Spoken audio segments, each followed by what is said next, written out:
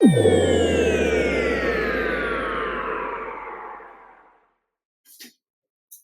am Donny Sims, and welcome to Ancient Actions, where we explore the fascinating world of ancient civilizations. Today, we're diving into the exciting lives of Athens and Sparta. Now, I shall introduce thy Athens and thy Sparta. Athens has a very good navy, since they are near the water. Athens is right next to the Aegean Sea. Sparta, on the other hand, is more of an army city-state. Sparta is on the Peloponnesian Peninsula. What a mouthful!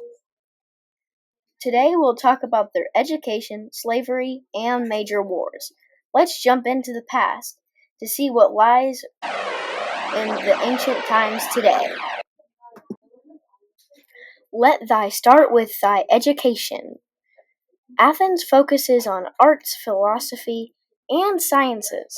Athens really wanted to have a good education and for citizens to ask as many questions as possible. Sometimes they question a little too much.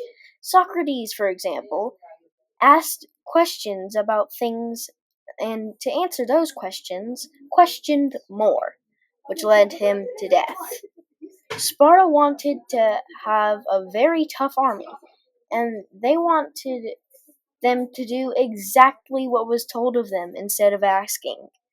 They were taking boys of age 7 to join army training, while girls played sports and were forced to marry strong, tough warriors. Sparta thought they could have strong boys by having strong women and warriors. Which city-state would you live in? We shall move on to thy slavery. Yes, slaves. It's the worst, but it's important. Athens slaves were privately owned and did most work at households. They had lots of jobs, including cooks, maids, craftsmen, attendants to their masters in battle, and even policemen. Now, on to Sparta. In Sparta, they were called helots. They were mostly farmers and made food for the warriors. Now, let's imagine if we're slaves in Sparta. Close your eyes and imagine you're out in the open, farming for the warriors. You're hot and sweaty. You feel like you can faint. You wish to see your family. As the day ends, you go home. You're surprised to see no family, no wife, and no kids. Now imagine you wake up from the dream to figure out you're at home, safe under your roof, sleeping with your wife and children. Now on to one of thy two wars we will talk about. The Persian Wars. The Battle of Marathon. Persia wanted to teach the Athenians a lesson for interfering with them. Persia sent out people to invade Greece. They made them fight in the city of Marathon. The Athenian people went to Sparta to ask for help, but they were too busy at an religious festival to help. Even though they were outnumbered by a lot, the Athenians won the Battle of Thermopylae. 10 years later, they tried again, but this time Athens, Sparta, and other city-states worked together to outnumber the Persians by a lot to beat them again. The Battle of Salamis. The Persians didn't learn to try. They tried again. Athens fled, but sneaked out some ships and beat the Persians. Again.